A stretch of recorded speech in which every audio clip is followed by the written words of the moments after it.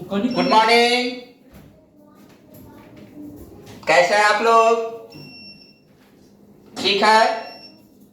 चलिए, तो आज हम क्लास 10 के जो हिस्ट्री है उसको सीरीज करने जा रहे हैं।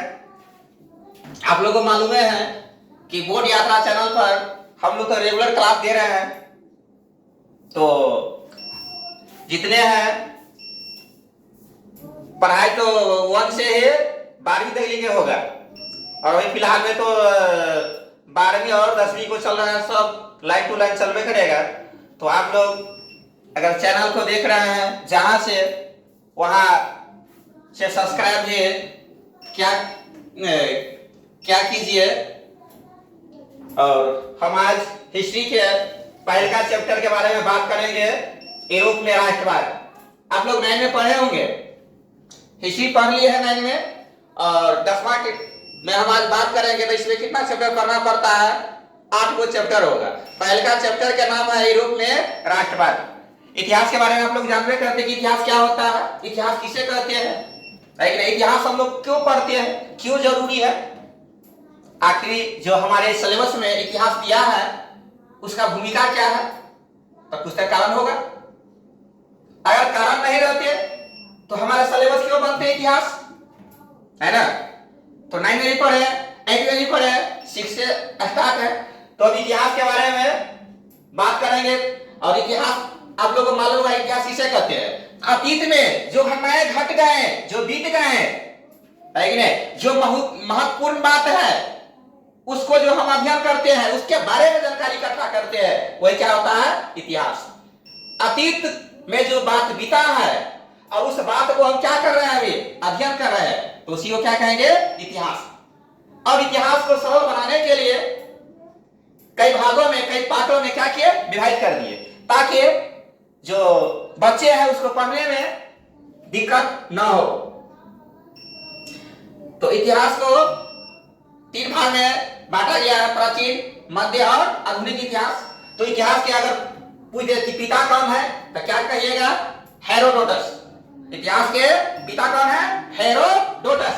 हेरोडोटस कौन है? इतिहास के पिता। तो हम लोग इतिहास के बारे में अभी क्या करेंगे? बात करेंगे। तो सबसे पहले देखिए, इतिहास के जो पिता है, पिता कहिए या फादर कहिए, है कि नहीं? पिता किसको? इतिहास के। कौन? हेरोडोटस। हेरोडोटस कौन है? इतिहास के पिता, हेरोडोटस। हेरोडोटस कौन है? इतिहास के पिता, है कि नहीं? और एक किताब लिखा था, हिस्टोरी। हिस्टोरी का किताब कौन? हेरोडोटस। हेरोडोटस। तो इसके बारे में आप लोग जानवे करते हैं। चलिए हम यूरोप में राष्ट्रवाद के बारे में अभी बात करेंगे। यूरोप में राष्ट्रवाद,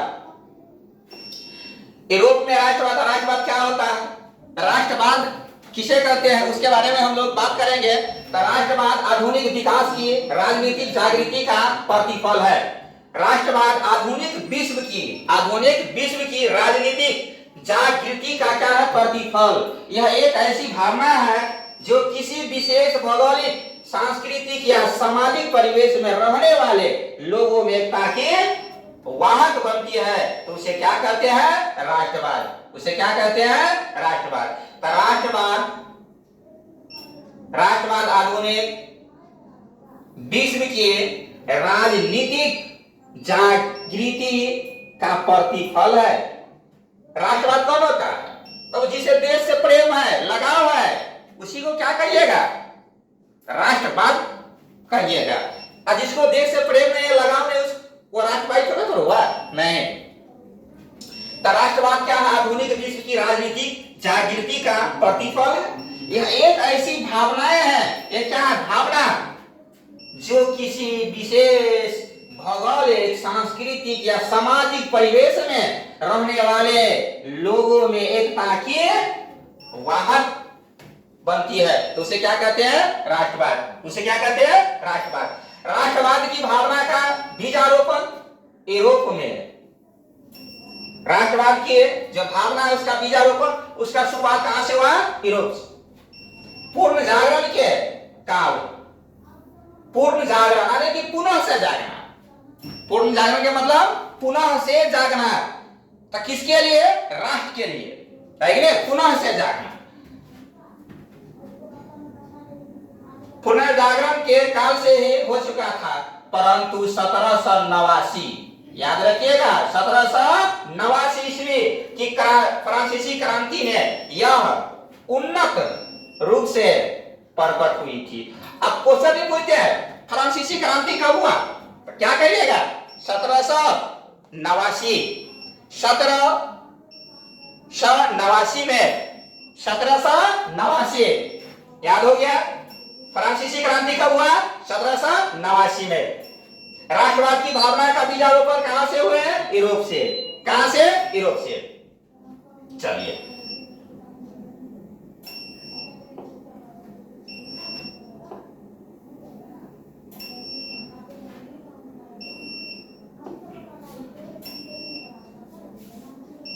उन्नीसवीं शताब्दी में तो यह उन्नत एवं आक्रामक रूप से सामने आई।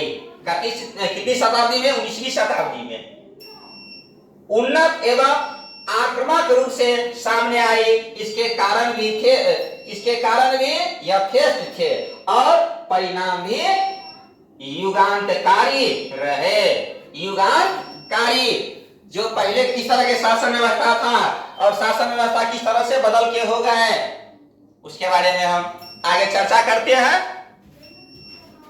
यूरोप में राष्ट्रीयता की भावना के विकास में फ्रांस की राजक्रांति, तत्पश्चात नेपोलियन के आक्रमणों ने महत्वपूर्ण योगदान दिया।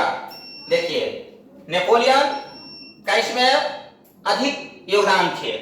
यूरोप में राष्ट्रीयता की भावना के विकास में फ्रांस की राजक्रांति, फ्रांस में जो क्रांति हुआ था, आप लोगों को बताया कि 1789 ईस्वी में फ्रांस में क्रांति कब हुआ था? 1789 में। कितने शताब्दी के बारे में बात कर रहे हैं? 19वीं शताब्दी का या सदी का, है कि नहीं? और यूरोप में राष्ट्रीयता की भावना के विकास में फ्रांस की राजक्रांति, तत्पश्चात नेपोलियन के आक्रमणों ने महत्वपूर्ण योगदान दिया। नेपोलियन के योगदान अधिक थे।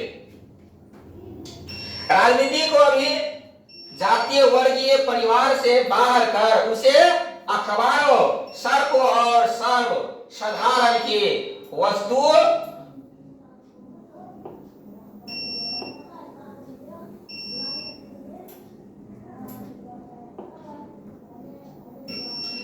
राजनीति को अभी जात वर्गीय परिवेश से बाहर कर उसे अखबारों, सड़कों और सर्व साधारण की वस्तुएं बना दी। अब हर जगह व्यक्ति को क्या किए? राष्ट्र की प्रति अपना जगह बनाने के कार्य किए और अखबारों में छापे, सड़कों पर उतारे, सार्वजनिक वस्तु बना दिए कि हर व्यक्ति को दिल दिमाग में अपना राष्ट्र के प्रति क्या होना चाहिए? जागरूकता होना चाहिए, है कि नहीं?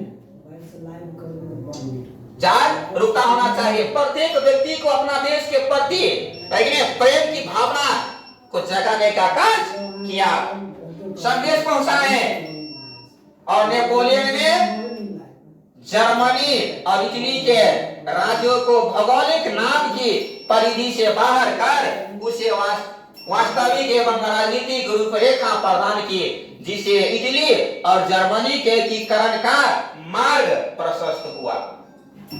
यहाँ दो देश, इटली और जर्मनी के एकीकरण का मार्ग क्या हुआ? प्रशस्त हो गया, सिंपल हो गया, है कि नहीं? तो नेपोलियन के बारे में, नेपोलियन ने जर्मनी और इटली के राज्य को क्या किया? भौगोलिक नाम की परिधि से बाहर कर दिया। भौगोलिक नाम से क्या किया? बाहर। कौन? नेपोलियन। और किसका मार्ग प्रशस्त हो गया? इटली और जर्मनी का एकीकरण का मार्ग क्या हुआ? सरल हो गए। दूसरी तरफ नेपोलियन की नीतियों के कारण फ्रांसीसी प्रभुता और आधिपत्य के विरोध यूरोप में देशभक्ति विक्षोभ की भी जगह और देशभक्ति विक्षोभ भी जगह, अपना देश के प्रति प्रेम जगह। नेपोलियन के पतन के बाद यूरोप की विजय शक्तियां ऑस्ट्रिया की राजधानी वियना। देखिए क्वेश्चन आ गया, बताइए मैं पूछूंगा क्वेश्चन, ऑस्ट्रिया की राजधानी क्या कहिएगा? ऑस्ट्रिया की राजधानी वियना। ऑस्ट्रिया की राजधानी वियना। 1815 ईस्वी में एकत्र हुई। कहाँ एकत्र हुई थी? वियना में। वियना क्या थी? वियना क्या थी? वियना क्या थी? राजधानी किसकी? ऑस्ट्रिया की राजधानी। कहाँ? वियना। और 1815 ईस्वी में एक एकत्र हुई, जिसका उद्देश्य यूरोप में पुनः से उसी व्यवस्था को स्थापित करना था जो पहले से चलते आ रहे थे यूरोप में। पुनः उसी व्यवस्था को वो लागू करना चाहते थे, है ना? तब वियना सम्मेलन 1815 में वियना ऑस्ट्रिया की क्या थी? राजधानी। वियना ऑस्ट्रिया क्या थी? राजधानी थी।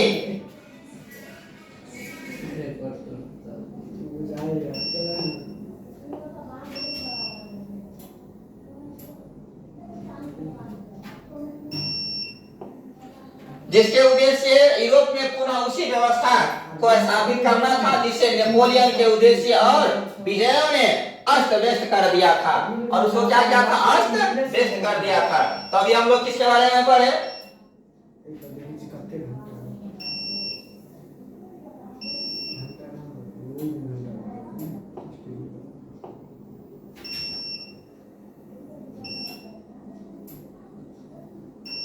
चलिए, ऑस्ट्रेलिया की राजधानी, ऑस्ट्रिया की राजधानी वियना, है ना? वियना सम्मेलन 1815 में, याद रखिएगा।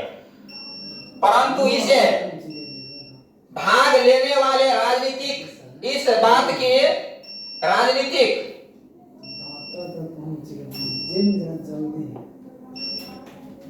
राजनीतिक इस बात को देख सकते थे। यह समर्थक है कि जनतंत्र और राष्ट्रवाद की नई शक्तियां राजनीति को निर्धारित करने वाले नए तत्वों के रूप में उभर रही थी। जनतंत्र यानी कि जनता क्या हो रहे थे? जागरूक हो रहे थे। जहां जनता का शासन होते हैं वहां बड़ा बड़ा सरकार उखड़ जाते हैं।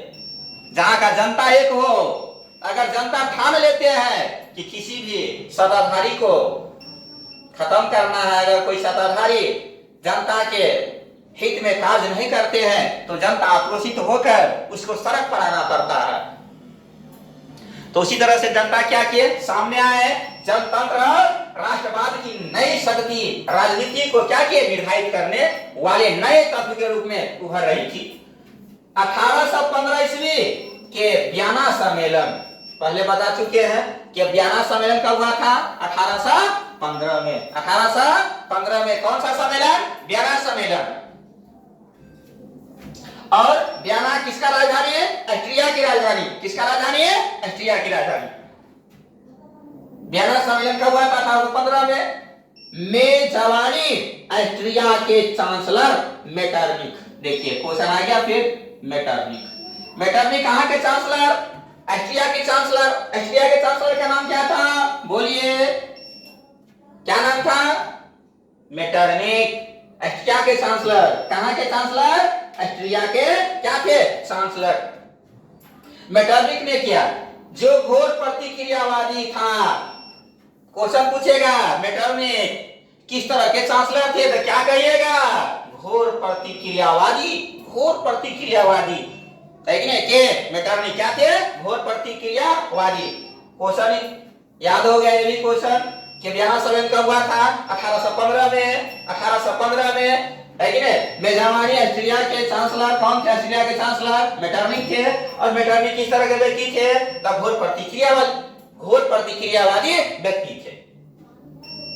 इस सम्मेलन में ब्रिटेन, रूस, फ्रांस और ऑस्ट्रिया जैसी यूरोपीय शक्तियों ने मिलकर ऐसी व्यवस्था की जिसका मुख्य उद्देश्य यूरोप में उस शांति संतुलन को क्या करना था? स्थापित करना था। क्या चीज को स्थापित? शांति सम्मेलन होना चाहिए। क्या होना चाहिए? शांति सम्मेलन। कई वो देश के नाम का है देखिएगा। ब्रिटेन का है, रूस का है, फ्रांस का है और ऑस्ट्रिया, है कि नहीं? ये सब यूरोपीय शक्तियों ने मिलकर ऐसी व्यवस्था किया जिसका मुख्य उद्देश्य क्या था? यूरोप में शांति संतुलन की स्थापित करना।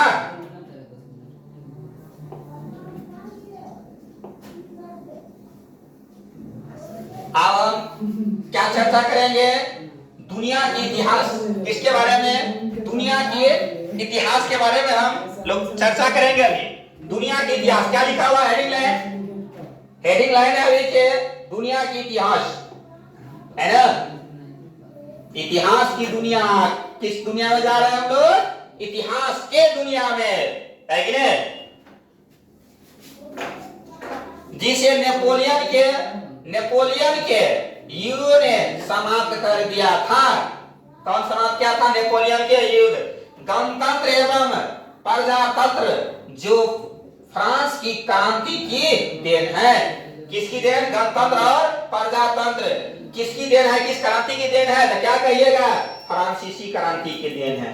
कौन क्रांति की देन है? फ्रांसीसी क्रांति के देन है। क्या? गणतंत्र और प्रजातंत्र।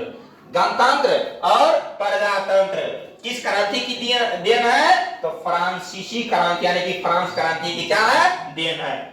इसका विरोध करना और पुरातन व्यवस्था की पुनः से स्थापना करना मेटरनिक व्यवस्था का उद्देश्य था। देखिए मेटरनिक व्यवस्था का उद्देश्य क्या था? कि उनका विरोध करना। नेपोलियन का क्या करना है? विरोध करना है। पुरातन व्यवस्था को पुनः स्थापना करना। जो पुरातन व्यवस्था था, परंपरा से जो व्यवस्था चला रहे थे, उसको ही पुनः से क्या करना चाहते थे? लागू करना चाहते थे। मेटरनिक व्यवस्था का यही उद्देश्य था।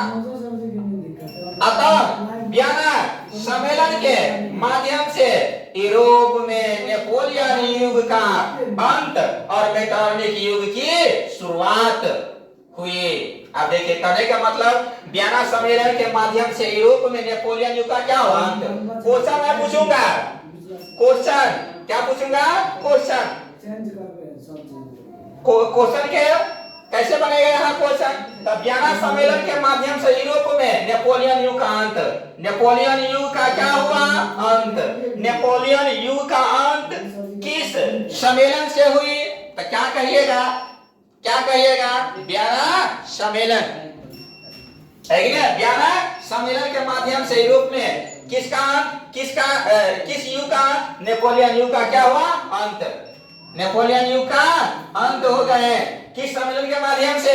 वियना सम्मेलन के माध्यम से। जो नेपोलियन युग था उसका अंत हो गया।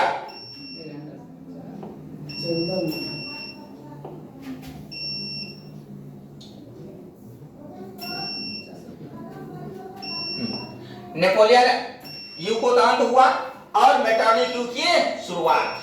मेटरनिक युग के शुरुआत और नेपोलियन युग का जो अंत हुआ था किस सम्मेलन के माध्यम से? तो आप लोग तो याद हो ही गए हैं कि वियना सम्मेलन के माध्यम से क्या हुआ था? नेपोलियन युग का अंत हो गया और मेटरनिक युग के शुरुआत, है ना? इटली पर अपना प्रभाव स्थापित करने के लिए मेटरनिक ने उसे कई राज्यों में विभाजित कर दिया।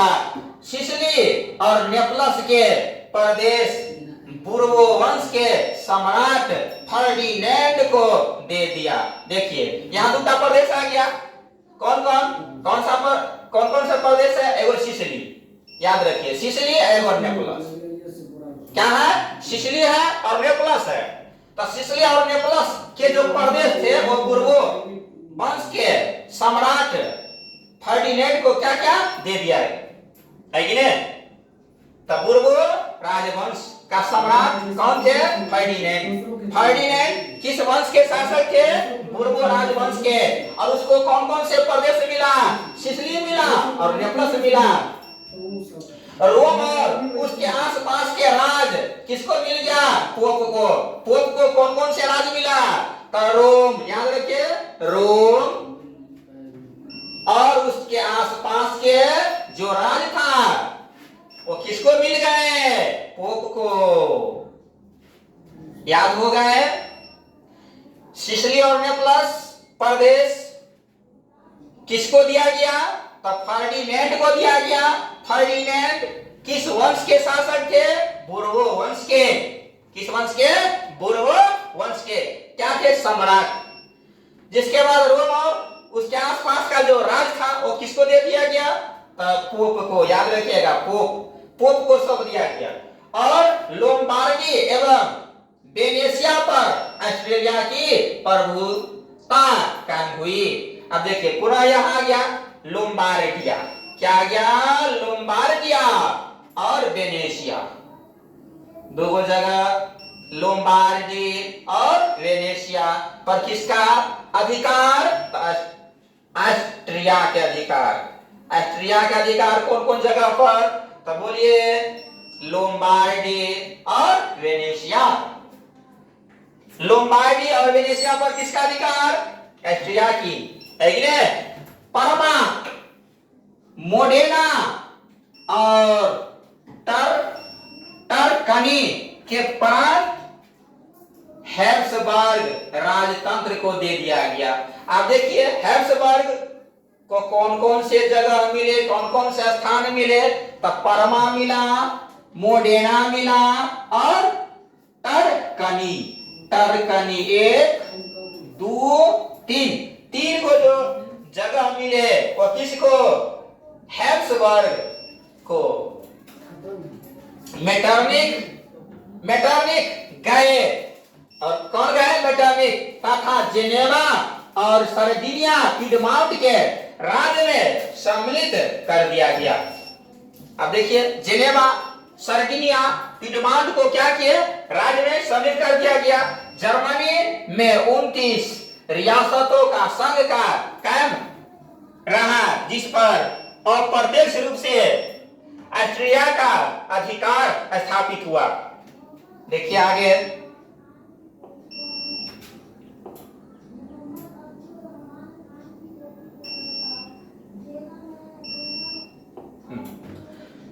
तो जर्मनी में 29 रियासत का क्या था? संघ। 39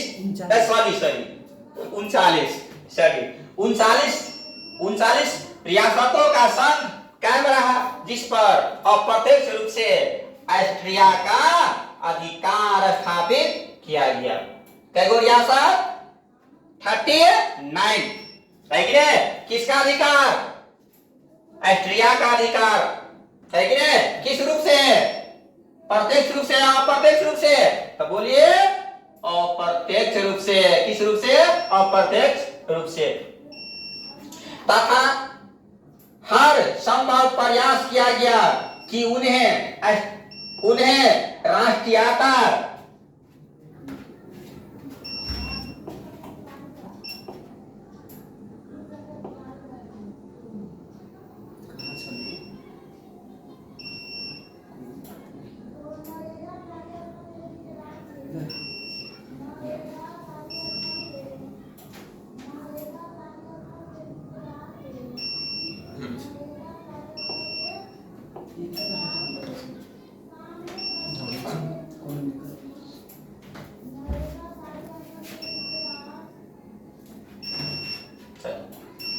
तो अप्रत्यक्ष रूप से ऑस्ट्रेलिया का अधिकार स्थापित किया गया। कितने रियासतों पर? 39, यानी कि 39 रियासतों पर अप्रत्यक्ष रूप से किसका अधिकार था? ऑस्ट्रेलिया का। संभवतः प्रयास किया गया और उन्हें राष्ट्रीयता की भावना नहीं जगे। उनको राष्ट्रीयता की भावना नहीं जगे। मेटरनिक ने फ्रांस में भी पुरातन व्यवस्था की पूर्ण स्थापना की। तो फ्रांस में पुरातन व्यवस्था के पुनः से स्थापना करने वाले कौन थे? मेटरनिक। कौन थे? मेटरनिक। कहा? फ्रांस में पुरातन व्यवस्था की पुनः से क्या किए? स्थापना कर दिए। और इसी तरह वियना सम्मेलन प्रति क्रियावादी शक्तियों की विजय थी, लेकिन यह व्यवस्था स्थानीय साबित नहीं हुई, अस्थायी साबित नहीं हुई। और जल्द ही यूरोप में राष्ट्रीयता की भावना का प्रसार हुआ, जिससे यूरोप के लगभग सभी देश प्रभावित हुई। यूरोप के लगभग में जो जितने देश थे वो सब क्या हो गए? प्रभावित।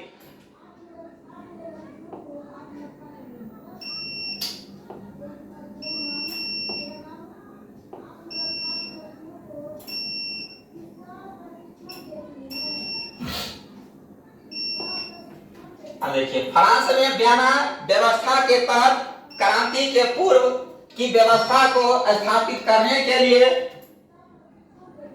बुर्बो राजवंश को पुनः से क्या किया गया, स्थापना किया गया। और लुई 18वां कौन आ गया है, लुई 18वां, लुई 18वां, लुई 14वां, लुई 16वां के बारे में 9 में भी पढ़े हुए थे, है ना।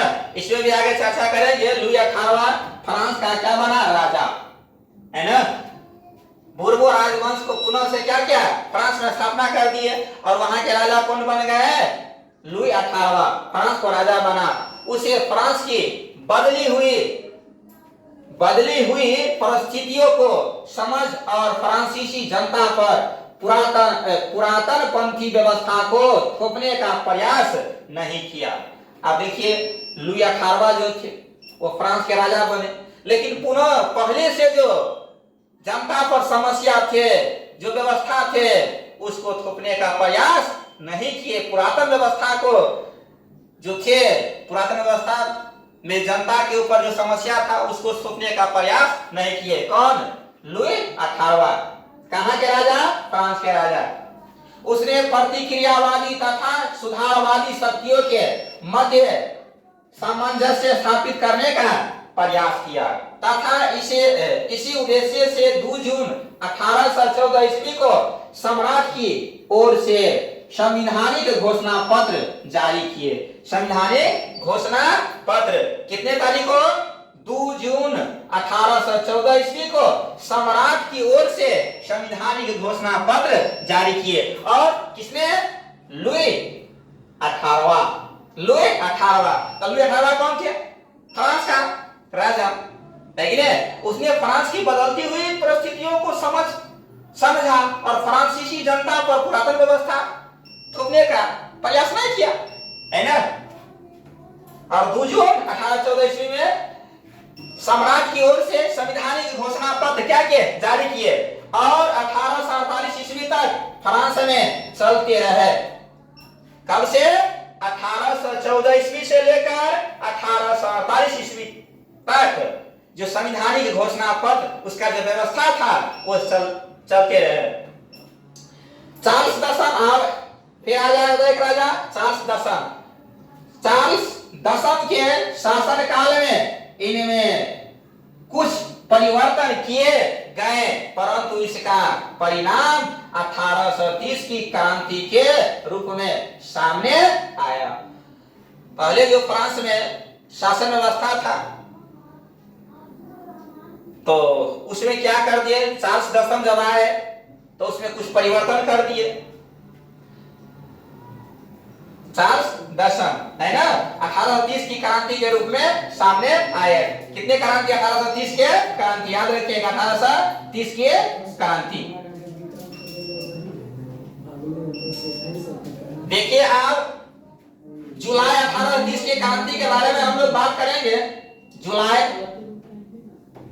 जुलाई 1830 की क्रांति किसके बारे में बात करेंगे, जुलाई 1830 की क्रांति, 1830 के क्रांति में। तो चार्ल्स दशम एक निरंकुश एवं प्रतिक्रियावादी शासक था। देखिए, तो चार्ल्स दशम कैसा शासक था, निरंकुश और प्रतिक्रियावादी शासक था, जिसने फ्रांस में उभर रही राष्ट्रीयता तथा जनतंत्रवादी भावनाओं को बदलने का कार्य किया। कौन, तो चार्ल्स दशम किस तरह के शासक, निरंकुश और प्रतिक्रियावादी शासक था, जिसने फ्रांस में उभर रही राष्ट्रीयता और जनतंत्रवादी भावना को दबाने का कार्य किया, है ना। उसने अपने शासनकाल में संवैधानिक लोकतंत्र की राह में कोई प्रतिरोध उत्पन्न, कई गतिरोध उत्पन्न किए। उसके द्वारा प्रतिक्रियावादी पोलिंग नेग को प्रधानमंत्री, याद रखिए, और वो से क्वेश्चन आ गया, पोलिंग नेग को क्या बना लिए, प्रधानमंत्री। और पोलिंग नेक ने पूर्व में लुई 18वां द्वारा स्थापित शासन नागरिक संहिता के स्थान पर क्या किए, शक्तिशाली अभिजातीय वर्ग की स्थापना तथा उसे विशेष अधिकारों से विभूषित करने का प्रयास किया। उसके इस कदम को उदारवादियों ने चुनौती तथा क्रांति के विरोध षड्यंत्र समझा। क्या समझा कि यह क्या कर रहे हैं, एक षड्यंत्र रच रहे हैं। प्रतिनिधियों सदन एवं दूसरे उदारवादियों ने पोलिनेक को के विरुद्ध गहरा असंतोष प्रकट किया। क्या क्या, गहरा असंतोष प्रकट किए, क्योंकि यह जनता के भलाई के बारे में नहीं सोचता था, है कि नहीं? तो इसलिए जो जनता थे उसको क्या किया, विरोध किया। किसको, चार्ल्स दशम, एक और था कौन, अब ये कहा है नाम पोलिनेक, है ना। चलिए आगे।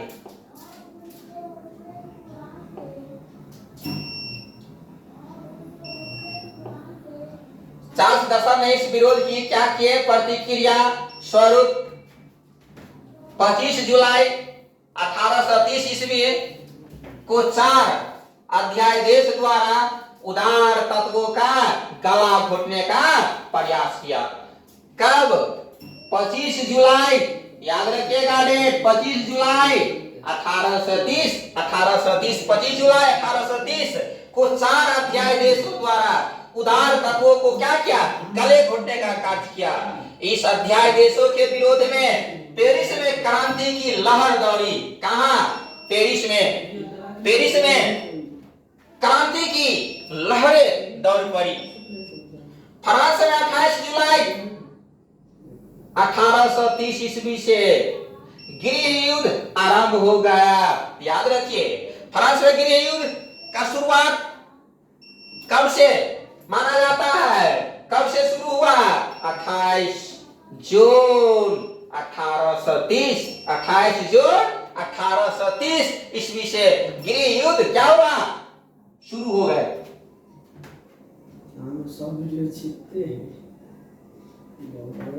गृह युद्ध का फ्रांस में गृह युद्ध कब शुरू हुआ, 28 जून 1830 ईस्वी में। समझ में आ रहा है ना, साथ साथ बोलिए।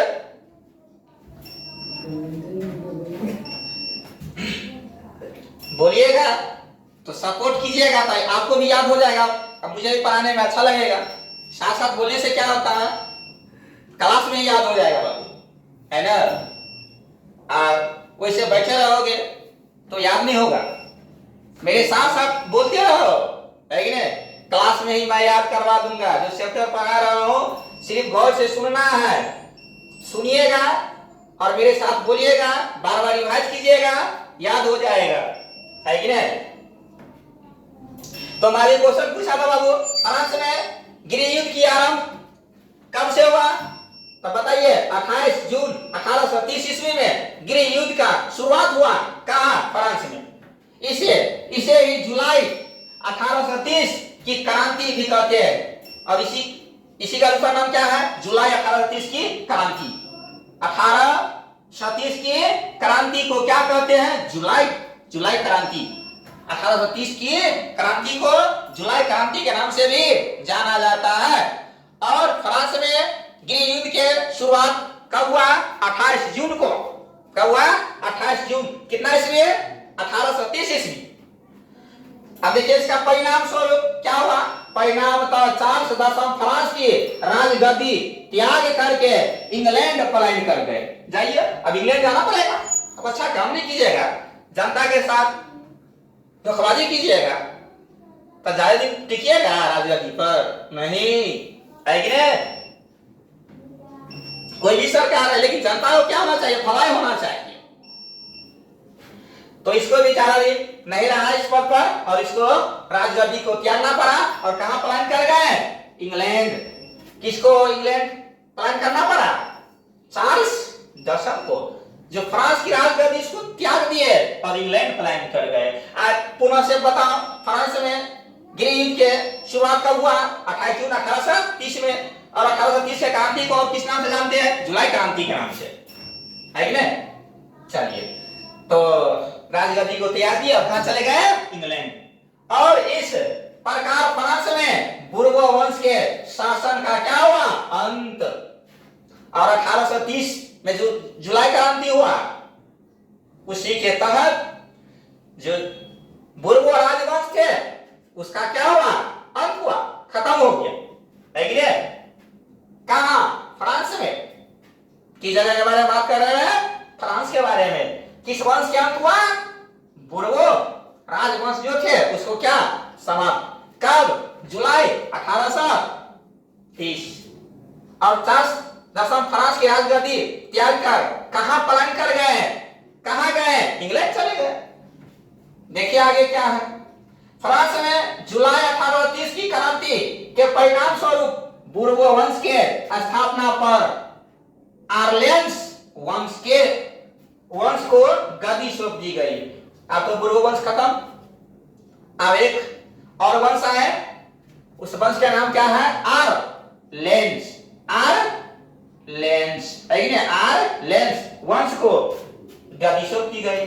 और इस वंश के शासक कौन हुआ? Louis Philippe. किस वंश के शासक? बताइए। आर्लेन्स वंश के शासक के नाम लुई फिलिप। और उदारवादियों, पत्रकारों तथा पेरिस की जनता के समर्थन से सत्ता प्राप्त की थी। आप देखिए, इसको कौन कौन समर्थन किए थे? तो पत्रकार, पेरिस के जनता, इस सभी को समर्थन मिला था जब वो सत्ता पर आए थे। और लुई फिलिप किस वंश के राजा? तो आर्लेन्स वंश के। और किस तरह के? तो उदारवादी। लुई फिलिप उदारवादी थे। पत्रकारों और पेरिस के जो जनता थे उससे समर्थन प्राप्त हुआ था। ऐसा इनकी नीतियां उदारवादियों के पक्ष में तथा संवैधानिक गणतंत्र के नियमित रही। चलिए वैसे आगे देखते हैं।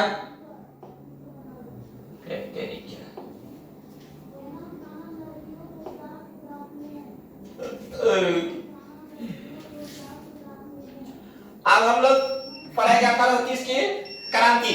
1830 की क्रांति का प्रभाव, क्या प्रभाव पड़ा उसके बारे में। 1830 की क्रांति का क्या प्रभाव पड़ा उसके बारे में हम लोग क्या करेंगे, अभी बात करेंगे। 1830 की क्रांति के प्रभाव। इस प्रकार जुलाई की क्रांति इस बात की सूचक थी कि देश में कट्टर राजसत्तावादियों का प्रभाव कम हो रहा था। वास्तव में यह क्रांति मध्य वर्ग और लोक संप्रभुता के सिद्धांतों की देन थी। देखिए, वास्तव में यह जो क्रांति थे मध्य वर्ग, किस वर्ग के? मध्य वर्गीय लोक संप्रभुता के सिद्धांतों की देन थी। इस क्रांति ने फ्रांसीसी क्रांति के सिद्धांतों को पुनः से क्या किए?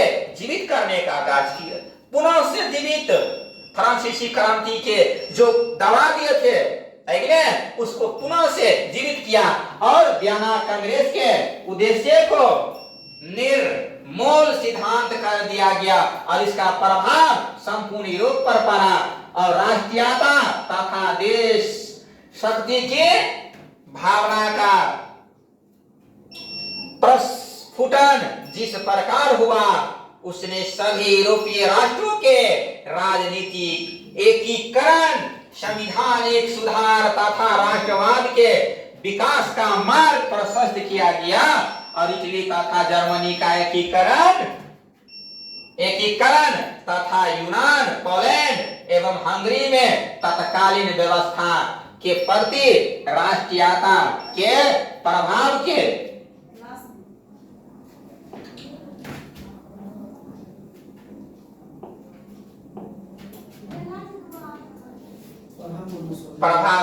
प्रभाव के कारण आंदोलन उठ खड़े हुए। आगे चलकर फ्रांस में भी लुई फिलिप के खिलाफ आवाज उठने लगी, जिससे फ्रांस में एक और क्रांति की पृष्ठभूमि तैयार कर ली। पहले तो लुई फिलिप क्या किए, जनता को मनोबल को बढ़ाए, बहुत सारे प्रलोभन दिए और पुनः कुछ ऐसा काम करना शुरू किया कि जनता को उसके खिलाफ आवाज उठाना पड़ा। तो खिलाफ आवाज उठने लगी, जिससे फ्रांस में एक और क्रांति की शुरुआत हो गई और उस क्रांति के नाम है 1848 की क्रांति। 1830 से क्रांति हम पढ़े थे, 1830 और 1848 की क्रांति के बारे में अब हम पढ़ेंगे। 1830 किसके बारे में पढ़ा रहे हैं? 1830 बोलिए कसकर। 1830 से क्रांति है, 1830 से क्रांति पढ़ लिए है ना। आप क्या पढ़ रहे हैं? 1848 की क्रांति। कब के क्रांति के बारे में बात कर रहा हूं? 1848 की क्रांति के बारे में मैं अब क्या करूंगा बात। 1848 की क्रांति के बारे में। लुई फिलिप एक क्या था? उदारवादी शासक। लुई फिलिप कौन थे? तो उदारवादी शासक थे। कितना ईस्वी के बारे में बात कर रहे हैं? 1848 ईस्वी के बारे में बात कर रहे हैं। तो मैं पूछूंगा, बताइए बाबू, अरे लुई फिलिप जो थे वो किस तरह के शासक थे? तो क्या कहिएगा? तो कहिएगा सर आप जानते नहीं है, यह तो उदारवादी शासक। कौन था उदारवादी शासक? कौन? Louis Philippe. परंतु बहुत अधिक महत्वाकांक्षी भी था, बहुत महत्वाकांक्षी। कौन कौन बहुत महत्वाकांक्षी थे? तो लुई फिलिप। लुई जो फिलिप थे बहुत महत्वाकांक्षी थे। उसने अपने विरोधियों को, जो उसको विरोधियां थी, जो विरोध करते थे, उसको खुश करने के लिए स्वर्णिम मध्य वर्ग नीति का अवलंबन करते हुए सन 1840 ईस्वी को गीजो को प्रधानमंत्री नियुक्त किया। आप देखिए, तो लुई फिलिप जो थे पहले तो जनता को दिल को जीते, फिर अपन रुतबा दिखाए, है कि नहीं? बहुत महत्वाकांक्षी थे। और जो विरोधियों को खुश करने के लिए क्या किए? स्वर्णिम मध्य वर्गीय नीति का अवलंबन करते हुए 1840 ईस्वी में गीजो को प्रधानमंत्री नियुक्त किया। कौन? Louis Philippe. अपना प्रधानमंत्री किसको बना दिए? गीजो को। याद रखिएगा बाबू, गीजो नाम क्या है? गीजो, याद रहेगा ना। तो लुई फिलिप अपन प्रधानमंत्री, लेकिन किसको बनाया है? गीजो को। कब? 1840 ईस्वी में गीजो को। 1840 याद रखिए, 1840 ईस्वी में 1840 ईस्वी में गीजो को क्या बना दिए? प्रधानमंत्री बना दिए। कौन? लुई फिलिप जो कट्टर प्रतिक्रियावादी था। जो क्या था? कट्टर प्रतिक्रियावादी। वह किसी भी तरह के संवैधानिक, सामाजिक एवं आर्थिक सुधार के विरुद्ध था। लुई फिलिप ने पूंजीपतियों वर्ग को साथ रखना पसंद किया, जिससे शासन के कार्यों में अभी रुचि नहीं थी और जो अल्पमत में भी था, उसके पास किसी भी तरह का सुधारात्मक कार्य नहीं किया था और न ही उसे विदेश नीति में भी किसी तरह की सफलता हासिल हो रही थी। इसके शासनकाल में देश में भूखमरी और बेरोजगारी व्याप्त होने लगी। किसके शासनकाल में? लुई फिलिप के शासनकाल में। बात समझ पाए कि नहीं? तो लुई फिलिप किस तरह के शासक थे तो आप लोग समझे गए होंगे। जो जनता को सुधार में काम नहीं करना चाहते थे, है कि नहीं? यह पूंजीपतियों को बारे में अधिक सोचा करते थे और जब तक वो सत्ता में रहे तब तक वहां के जनता को हाल बेहाल हो गया। क्या हुआ? हाल बेहाल। क्या कहिएगा बताइए? आप लोग को राय क्या है बताइए। इस तरह के राजा जो हो तो कैसे हो के काम चली ना चली बाबू, है कि नहीं। एक तरह के राजा रहे तो काम ना चलेगा। लेकिन इसी तरह के अक्सर होवे करता है। गरीब को कौन देखने वाले हैं? गरीब के बारे में कौन देखेगा बताइए। गलत कर रहे हैं हम, गलत कर रहे हैं तो बोलिए का। तो देखो लुई फिलिप जो थे उसके सामने क्या हुआ? भूखमरी। क्या हुआ था? भूखमरी। भूखमरी एवं बेरोजगारी व्याप्त होने लगी, जिसकी वजह से गीजों की आलोचना होने लगी और सुधारवादियों ने 22 फरवरी 1948 ईस्वी को पेरिस में थियर्स के नेतृत्व में एक विशाल भोज का आयोजन किया गया था। और विशाल भोज का आयोजन कब किया गया था? 22 फरवरी 1847 ईस्वी को पेरिस में। कहता पेरिस जगह का नाम याद रखिए और डेट भी याद रखिएगा। पेरिस में कब? 22 फरवरी 1848 को। 22 फरवरी 1848 ईस्वी को पेरिस में थियर्स के नेतृत्व में, आप देखिए नेतृत्व करने वाले कौन थे? थियर्स के नेतृत्व में एक विशाल भोज का क्या किया? आयोजन किया। जगह जगह अवरोध लगाए गए और लुई फिलिप को गद्दी छोड़ने पर क्या हुआ? मजबूर किया गया। बहुत बड़ा भोज के योजना बनाया, विशाल भोज, है कि नहीं। और जगह जगह पर उसको क्या हुआ? अवरोध। और लुई फिलिप को गद्दी छोड़ने पर क्या हुआ? मजबूर किया गया। और 24 फरवरी को लुई फिलिप ने गद्दी का क्या किया? त्याग कर दिया। याद रखिएगा लुई फिलिप गद्दी को त्याग कब किए थे? गद्दी को त्याग कब किए थे? तो क्या कहिएगा? 24 फरवरी को। 24 फरवरी को गद्दी को त्याग किसने किया? लुई फिलिप गद्दी को त्याग कितने? 24 फरवरी को। और भोज के आयोजन कब क्या था? 22 फरवरी 1948 ईस्वी। कब? पेरिस में। किसके नेतृत्व में? बताइए। थियर्स के नेतृत्व में विशाल भोज का आयोजन किया गया था। और उसको लुई फिलिप को जगह जगह पर लोग क्या कर रहे थे? विरोध कर रहे थे और मजबूर होकर उसको गद्दी छोड़ना पड़ा। और कब छोड़ दिया? 24 फरवरी को लुई फिलिप ने गद्दी को त्याग दिया और इंग्लैंड चला गया। कहां चले गए? ये भी इंग्लैंड चले गए। तत्पश्चात नेशनल असेंबली ने गणतंत्र की घोषणा करते हुए 21 वर्ष से ऊपर के सभी वयस्क पुरुषों को मताधिकार प्रदान किया और काम के अधिकार की गारंटी भी दी। देखिए क्वेश्चन वो से बनेगा।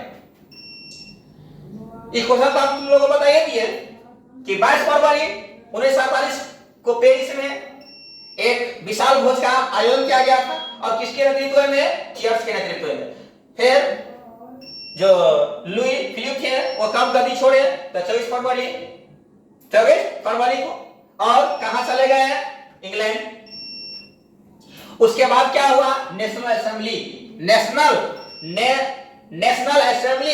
ने गणतंत्र की घोषणा करते हुए घोषणा कर दिया और 21 वर्ष से ऊपर के सभी वयस्क पुरुषों को मताधिकार प्रदान किया और काम के अधिकार की गारंटी दी कि जितने भी 21 वर्ष के ऊपर के पुरुष हैं सबको मतदान करने की क्या मिले? अधिकार।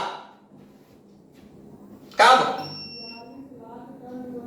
जब लुई फिलिप गद्दी छोड़ के चले गए, इंग्लैंड पलायन कर गए, तब, है कि नहीं?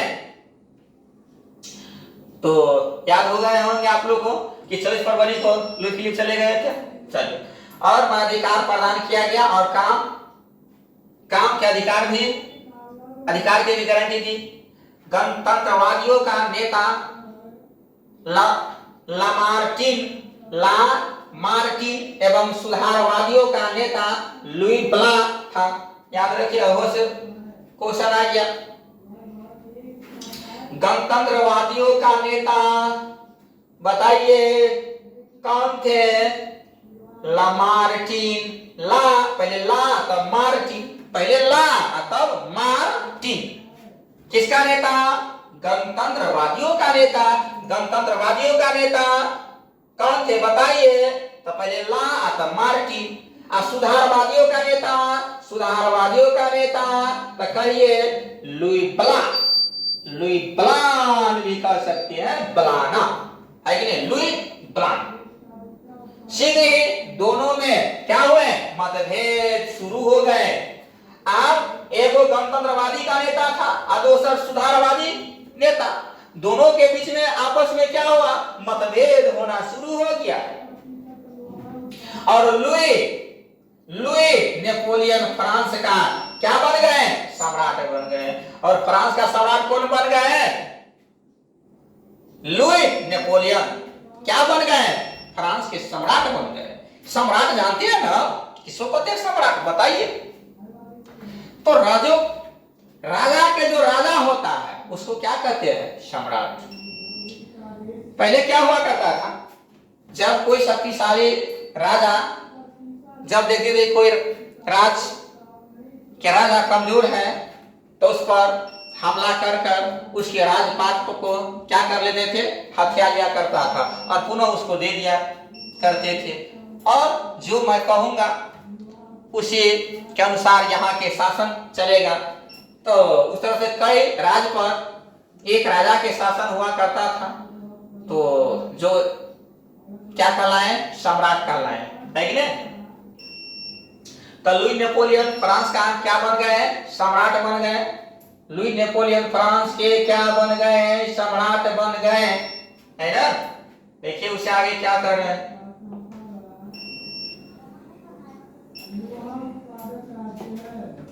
इस क्रांति ने न सिर्फ फ्रांस की पुरातन व्यवस्था का अंत किया बल्कि Italy, Germany, Australia, Ireland, Switzerland, Denmark, Spain, Poland, Ireland तथा इंग्लैंड में भी इस क्रांति ने प्रभावित हुई। आप देखिए कौन कौन से देश प्रभावित हुआ? लुई नेपोलियन सम्राट बन गए, याद है ना?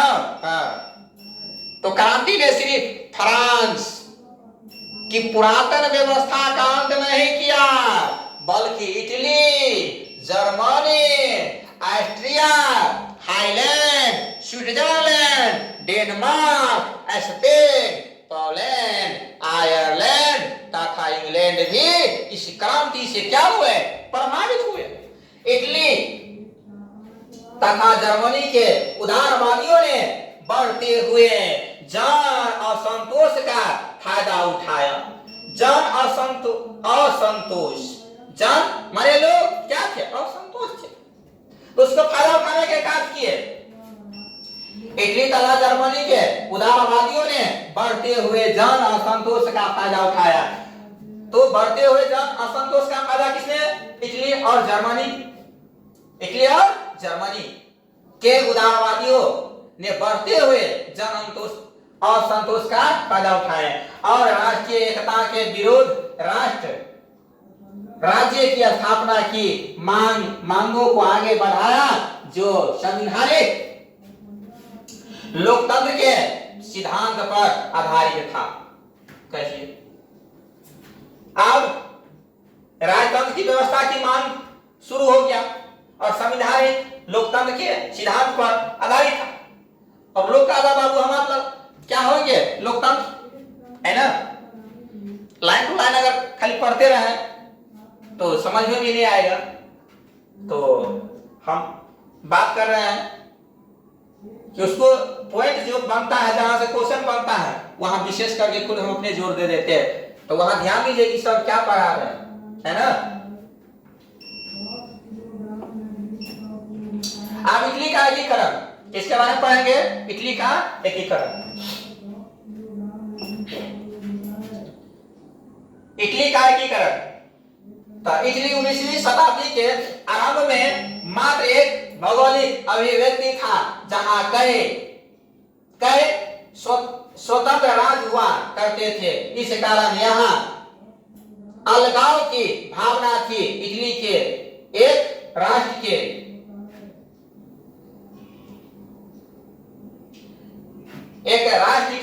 स्थापना स्थापित होने में भौगोलिक समस्या के अलावे कई अन्य समस्या भी थी। भौगोलिक समस्या तो थे और उसके साथ साथ कई भी समस्या थे, जैसे इटली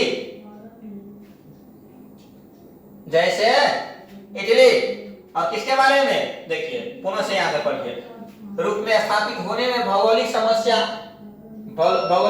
तो था, और उसके साथ साथ और कौन समस्या था, देखिए भौगोलिक समस्या और उसके अलावा अन्य समस्या भी, जैसे इटली में क्या, ऑस्ट्रेलिया और फ्रांस जैसे विदेशी राष्ट्रों का हस्तक्षेप, ये सब क्या कर रहे थे, इटली में ऑस्ट्रेलिया और फ्रांस जैसे विदेशी राष्ट्र हस्तक्षेप कर रहे थे, लेकिन भौगोलिक समस्या तो थे और उसके साथ साथ भी अन्य समस्या था, इटली के एकीकरण,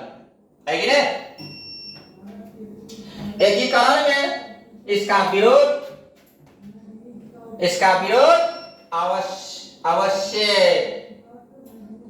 अवश्य भावी था। इधर राजधानी रोम भी पोप के प्रभाव में थी। इटली की राजधानी रोम, और रोम किसके प्रभाव में, तो पोप के प्रभाव में। पोप की इच्छा थी कि इटली का एकीकरण स्वयं उसके नेतृत्व में धार्मिक दृष्टिकोण से हो, न कि शासकों के नेतृत्व में। आप पोप जो थे वो इटली के एकीकरण धार्मिक एकीकरण से करना चाहते थे। किस एकीकरण से, धार्मिक के अनुसार, धार्मिक दृष्टिकोण से एकीकरण करना चाहते थे। कौन का नाम बताइए, का नाम अभी क्या है ना, पोप। इटली का राजधानी रोम, इटली का राजधानी रोम, लेकिन आप पोप के प्रभाव में थी, और यह किसके प्रभाव में, पोप की प्रभाव में। तब पोप की इच्छा थी इटली का एकीकरण स्वयं उसके नेतृत्व में हो, कि यहाँ का एकीकरण मैं स्वयं करूंगा, लेकिन यहाँ का एकीकरण कोई दूसरा आदमी नहीं करे। तो वो किस तरह से करना चाह रहे थे, धार्मिक दृष्टिकोण से, न कि शासकों के नेतृत्व में। इसके अलावा अनेक आर्थिक और प्रशासनिक विसंगतियां भी मौजूद थी, परंतु इसके बावजूद भी 19वीं सदी के आरंभ से ही इटली में राष्ट्रीयता का विकास हो रहा था। फ्रांस में होने वाली घटनाओं का प्रभाव भी यहाँ स्पष्ट रूप से पड़ रहा था। नेपोलियन के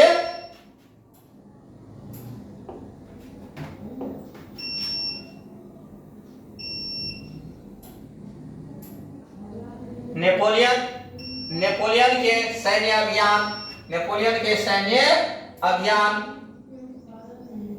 इटली के नव जागरणता का एकीकरण में अप्रत्यक्ष रूप से हो रही परंतु महत्वपूर्ण योगदान दिया।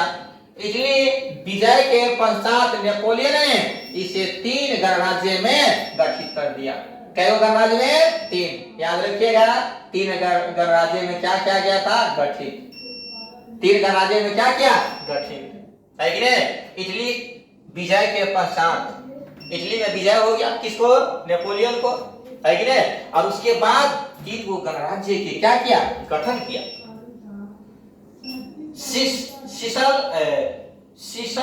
सिसल पाइन गणराज्य,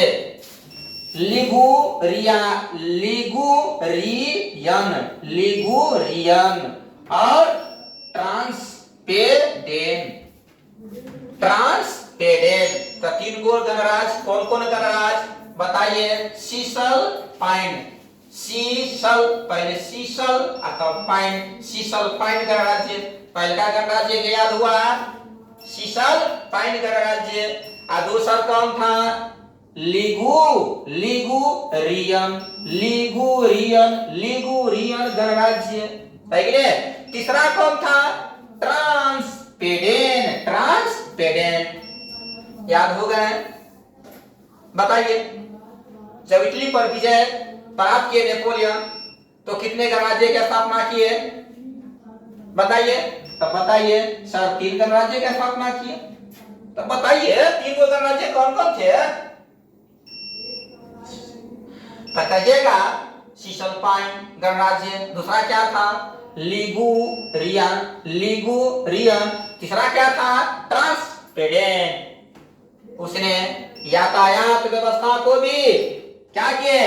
चुस्त दुरुस्त किया तथा संपूर्ण क्षेत्र को भी एक शासन के अधीन लाया। और इन सभी कारणों से यहाँ जागृति आए। नेपोलियन के पतन 1814, नेपोलियन के पतन 1814 के पश्चात वियना कांग्रेस 1815 द्वारा इटली को पुराने रूप में लाने के उद्देश्य से इटली के दो राज्यों पिडमाउंट और सरडिनिया का एकीकरण कर दिया गया।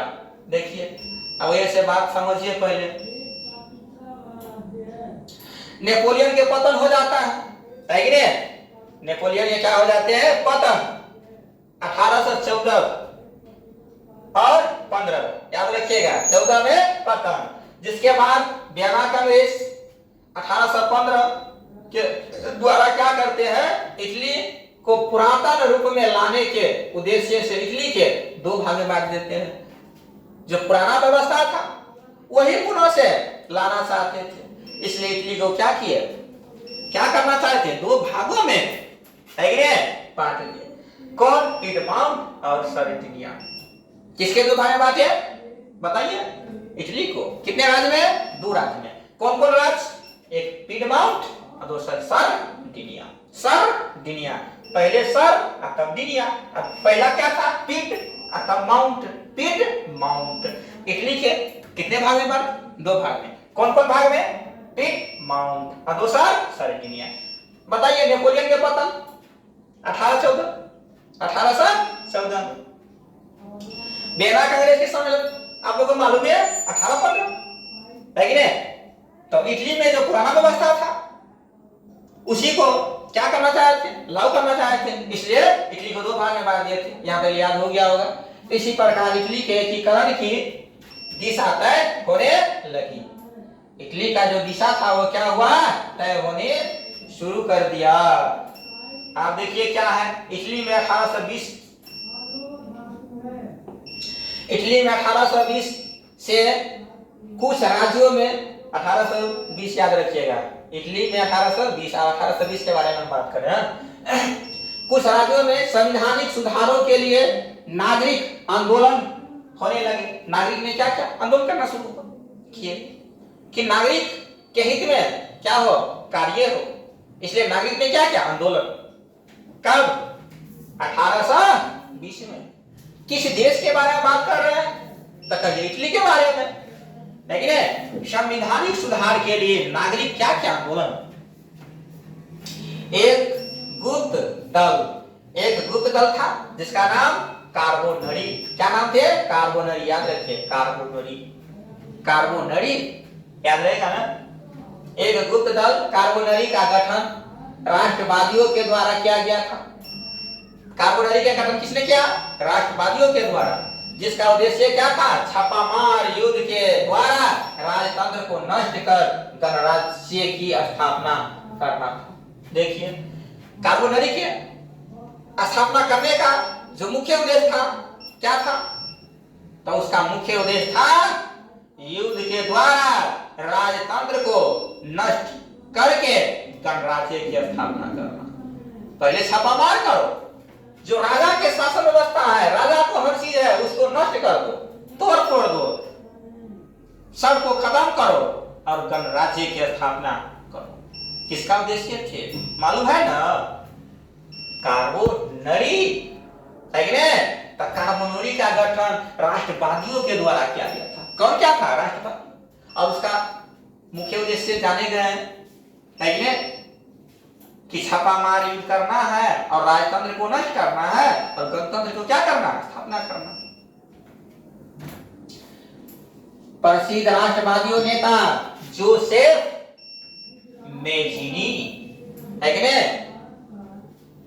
मेजिनी जो थे राष्ट्रवादी नेता। किस तरह के नेता थे? राष्ट्रवादी नेता।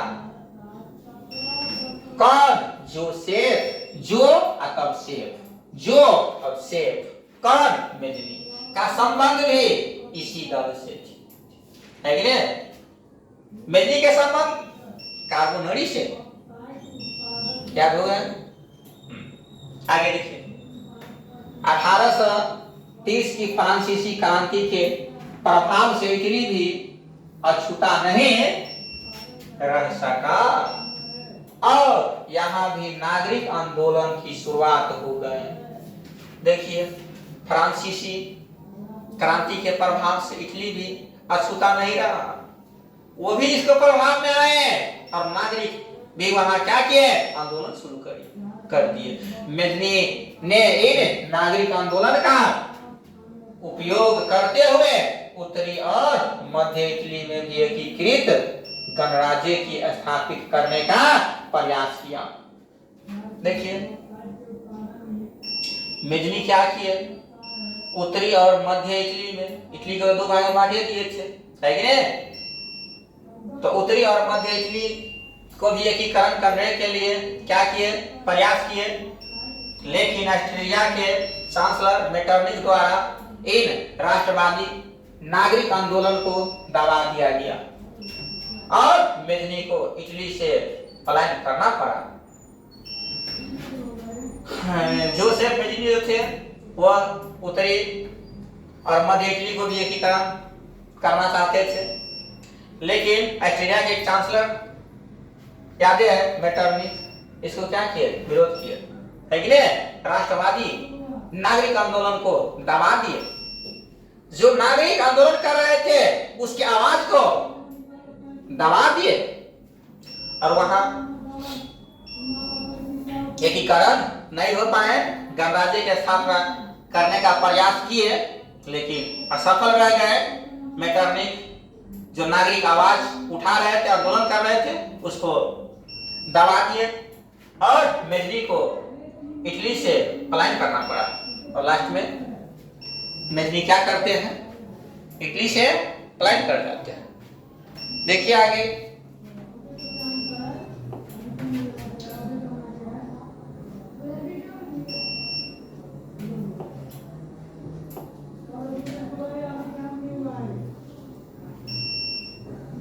देखिए ये है मेजनी। कौन है मालूम है ना? देखिए मेजनी फिगर दिखा रहे होंगे। मेजनी लिखे भी है और एक पिक्चर में भी दिखाया गया है कि यह कौन है? मेजनी। तो मेजनी के बारे में हम अभी बात कर रहे हैं। किसके बारे में? मेजनी के। मेजनी साहित्यकार, गणतांत्रिक विचारों का एक समर्थक और योग्य सेनापति था। देखिए क्वेश्चन डायरेक्ट पूछता है, मेजनी कौन थे? मेजनी कौन थे बताइए? तो मेजनी कौन थे? तो मेजनी को आप लोग जानते हैं ना, मेजनी साहित्यकार थे, गणतांत्रिक विचारों का समर्थक थे, है ना, और योग्य सेनापति भी था। कौन? मेजनी। किसके बारे में बात कर रहे हैं? मेजनी के बारे में। याद करिए, बार बार के एग्जाम में पूछता है बाबू, है ना? तो ध्यान दीजिएगा, क्लास में तब ना याद रहेगा। लेकिन वह तत्कालीन राजनीतिक परिस्थितियों की बेहतर समझ नहीं रख सकता था। राजनीतिक परिस्थितियों की बेहतर समझ नहीं रखता था, अतः उसमें आदर्शवादी गुण अधिक और व्यवहारिक गुण कम थे। आदर्शवादी गुण उसमें अधिक था और व्यवहारिक गुण कम थे। किसमें? मेजनी में। किसके बारे में बात कर रहे हैं? मेजनी के बारे में। तब मेजनी कौन थे बताइए? याद हो गए ना? हाँ तो बोलिए, मेजनी क्या था? साहित्यकार, गणतांत्रिक विचारों का समर्थक और योग्य सेनापति भी थे। क्या थे? योग्य सेनापति। लेकिन वह तत्कालीन राजनीतिक परिस्थितियों की बेहतर समझ नहीं रखता था, अतः उसमें आदर्शवादी गुण अधिक और व्यवहारिक गुण कम थे। अपनी पराजय के बाद मेजनी ने हार नहीं मानी। हार तो गए थे, पराजय हो गए, लेकिन तब पर भी हार नहीं मानने वाले थे। कौन? मेजनी। पराजय के बाद भी हार नहीं मानने वाले थे। सन 1831 ईस्वी में उसने संयंग इटली नामक संस्था की स्थापना की थी, जिसने नवीन इटली के निर्माण में महत्वपूर्ण भाग लिया। आप देखिए क्वेश्चन 1821 ईस्वी में उसने क्या किया? संयंग इटली नामक संस्था की स्थापना की। संयंग याद रखिए, संयंग इटली की स्थापना कब की है? 1831 में। 1831 में जिसने नवीन इटली के निर्माण में महत्वपूर्ण भाग लिए। इसका उद्देश्य इटली प्रायद्वीप से विदेशी हस्तक्षेप समाप्त करना और संयुक्त गणराज्य को स्थापित करना था। किसका उद्देश्य मालूम है ना? मेजनी के बारे में। मेजनी का दिखाएंगे, यही तो मेजनी है ना? और संयंग इटली नाम के जो संस्था की स्थापना किए थे वो कौन? मेजनी। कितना ईस्वी में? 1831 ईस्वी। और उसका उद्देश्य क्या था बताइए? मेजनी का उद्देश्य क्या था बताइएगा? चलिए खड़े होइए, स्टैंड अप, बोलिए। मेजनी का उद्देश्य क्या था? हाँ सही कहा है। चलिए, इसका उद्देश्य इटली प्रायद्वीप से विदेशी हस्तक्षेप समाप्त करना तथा संयुक्त गणराज्य की स्थापना करना। किसका उद्देश्य? मेजनी के। सही बच्चे को याद हो गया? हाँ ठीक है, याद करते रहिए इसी तरह से।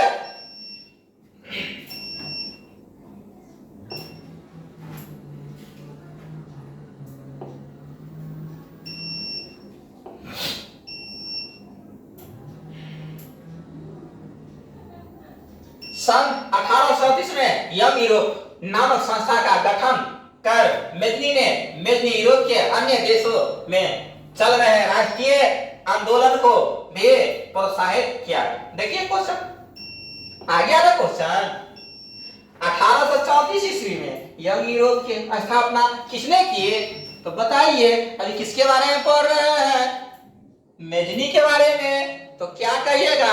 1834 ईस्वी सॉरी, हाँ 1834 में यंग यूरोप की स्थापना मेजनी ने किया था।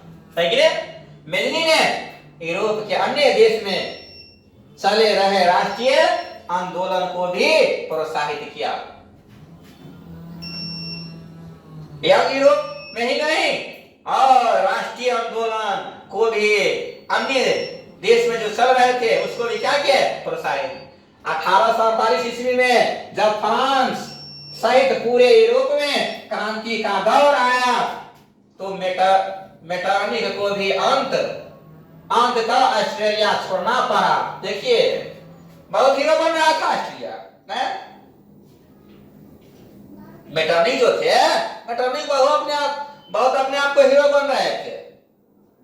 जब ऐसा समय आ गया, वैसा दौर आ गए, मेटरनिख को भी ऑस्ट्रेलिया छोड़ना पड़ा। समझे? कितना ईस्वी के बारे में बात कर रहे हैं बाबू? मालूम है ना? 1847 में 1847 के बारे में बात कर रहे हैं, है ना? ऑस्ट्रेलिया से भी भागना पड़ा कि नहीं? मेटरनिख को भागना पड़ा ना? हाँ। इसके बाद इटली की राजनीति में पुनः मेजनी का आगमन। अब पुनः आ गए कौन? मालूम है ना? मेजनी पीछा छोड़ने वाले हैं? नहीं। बताइए, मेजनी पीछा छोड़ेगा बे? नहीं। तो मेटरनिख को कहां किस देश को छोड़ना पड़ा? ऑस्ट्रेलिया को। और इसके बाद इटली की राजनीति पुनः से किसके हाथ में आ गए? मेजनी के। है कि नहीं? याद हो गया यहाँ तक? मेजनी संपूर्ण इटली का एकीकरण कर उसे एक गणराज्य बनाना चाहता था। अब देखिए, मेजनी संपूर्ण इटली को क्या किए? एकीकरण करना चाहता था और उसको गणराज्य बनाना चाहता था। जबकि सरडिनिया पिडमाउंट का शासक, देखिए क्वेश्चन आगे क्या बात करते हो जी? बताइए, सरगिनिया पीडमाउंट का शासक चार्ल्स एल्बर्ट। चार्ल्स एल, देखिए शासक के रहे चार्ल्स एल्बर्ट। कब के शासक बताओ ना, सरगिनिया पीडमाउंट के शासक है कि नहीं? सरगिनिया पीडमाउंट के शासक कौन थे बताइए ना, तो कौन थे? Charles Albert. याद हो गया ना? अपने नेतृत्व में सभी प्रांतों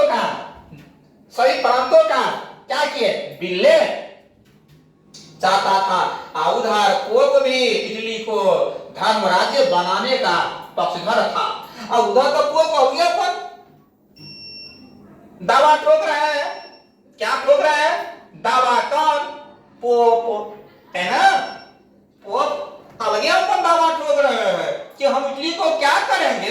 धर्म राज बना देंगे। क्या बना देंगे? धर्म राज बनाएंगे। कौन कर रहा है मालूम है ना? पोप। पोप कह रहे हैं कि हम इटली को क्या करेंगे? धर्म राज्य बनाएंगे।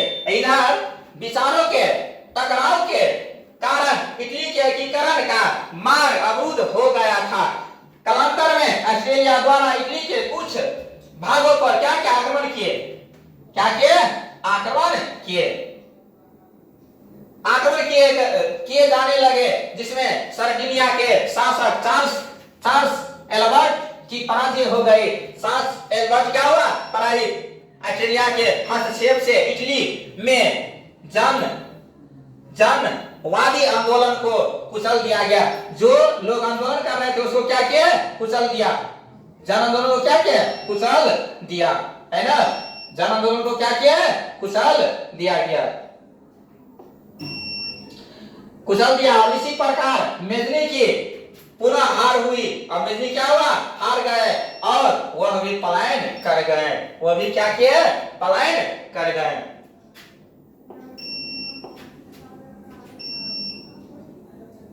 आप देखिए एकीकरण का द्वितीय चरण।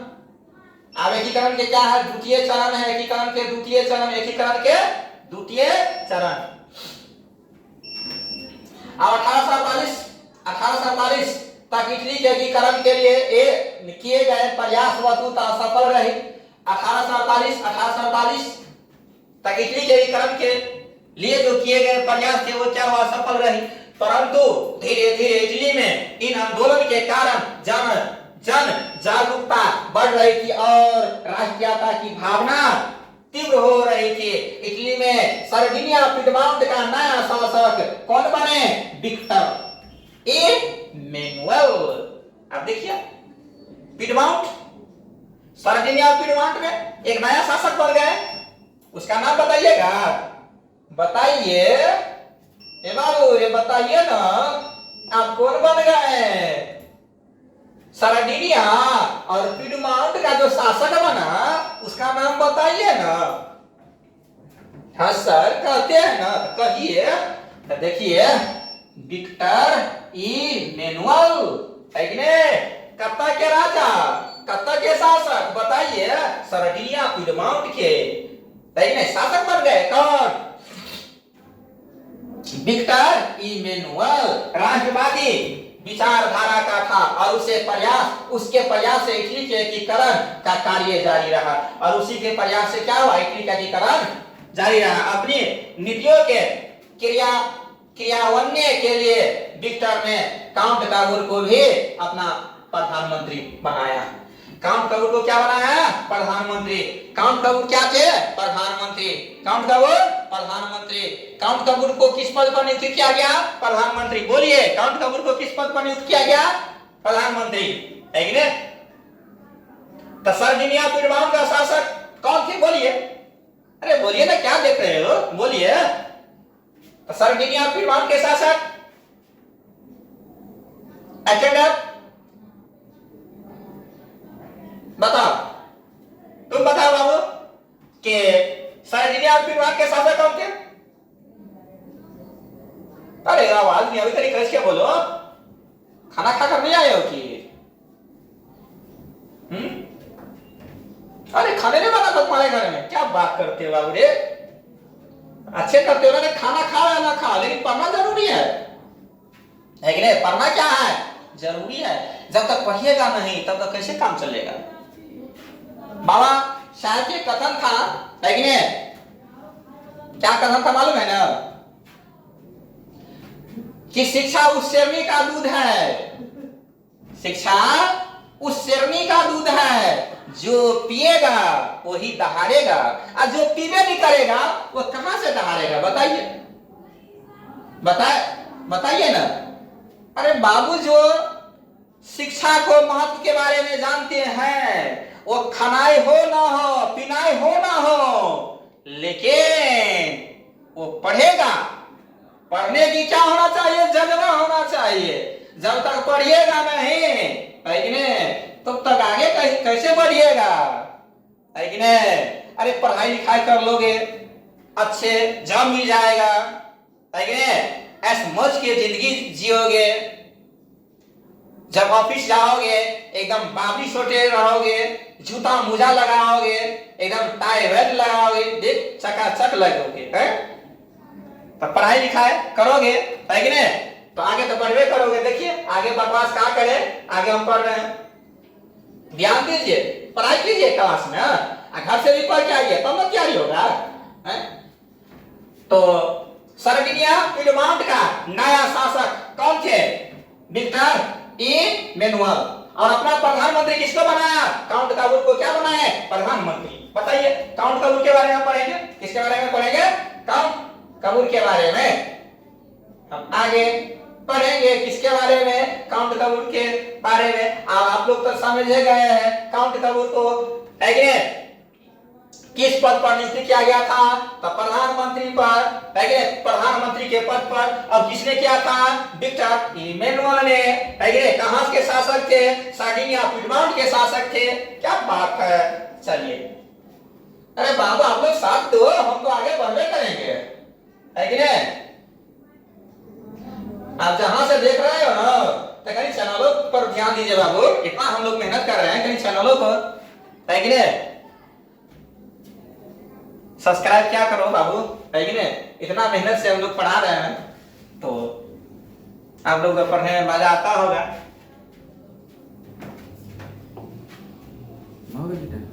मागल कंप्लीट।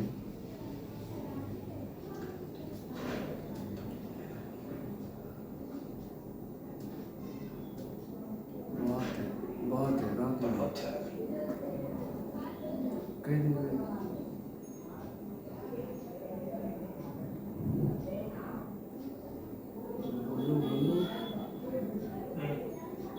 चलिए, तो